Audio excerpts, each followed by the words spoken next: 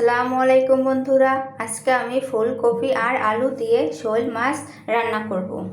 আমি একটা বড় সাইজের ফুলকপি নিয়েছি আর একটা আলু নিয়েছি। আর আমি একটা বাটিতে লবণ দিয়ে পানি রেখেছি, এর মধ্যে ফুলকপিটা রেখে দেব, যাতে এর মধ্যে যদি পোকা থাকে তাহলে সেটা বেরিয়ে আসবে। এবার আমি ফুলকপি কেটে নিলাম, তারপর একটা আলু ছিলে নিচ্ছি, পিস পিস করে আলুটা কেটে নিচ্ছি। এবার আমি ফুলকপি ও আলুগুলো পরিষ্কার করে নিচ্ছি।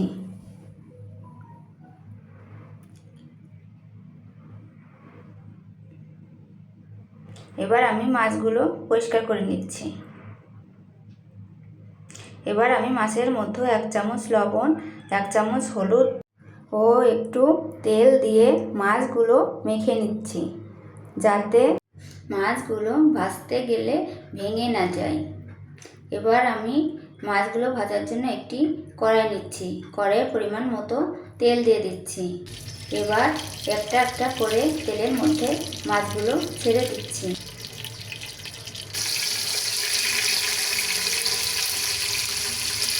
এবার আমি মাছগুলো উল্টে দিচ্ছি, এবার ওপর ভালো করে ভেজে নিতে হবে।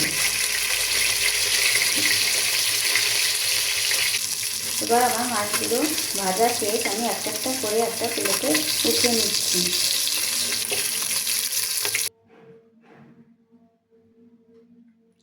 তারপর সেই তেলের মধ্যেই আমি আলুগুলো ভেজে নিচ্ছি।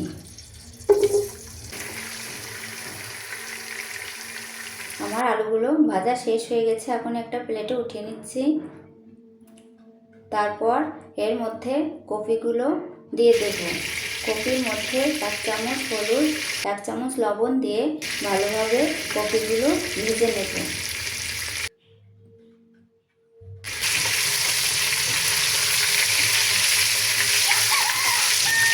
আমার কপিগুলো ভাজা শেষ, এখন একটা প্লেটে আমি তুলে নেব।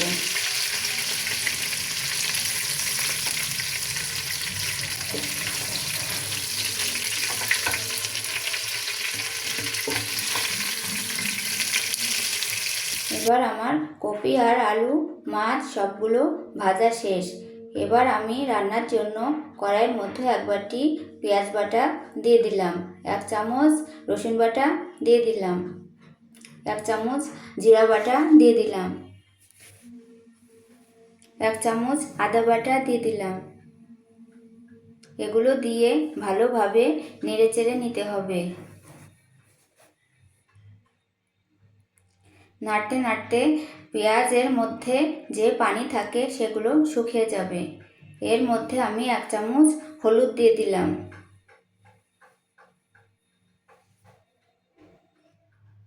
দিয়ে ভালোভাবে আবারও নেড়ে দিচ্ছি।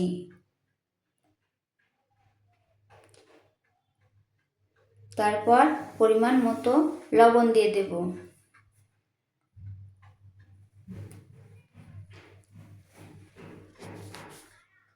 তারপর 1 চামচ ধনের গুঁড়া দিয়ে দিচ্ছি,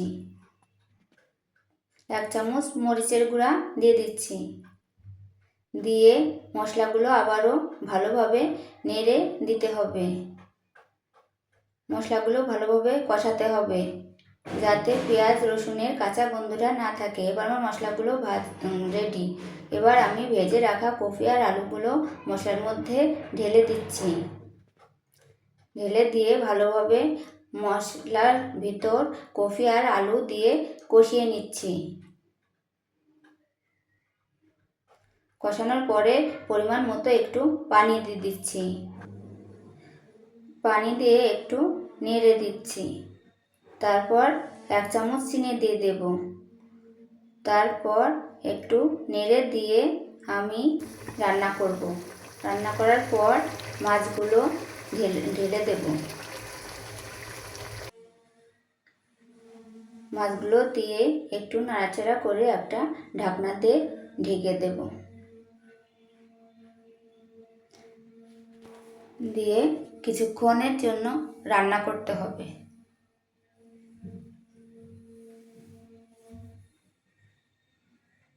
এবার আমার রান্না করা শেষ।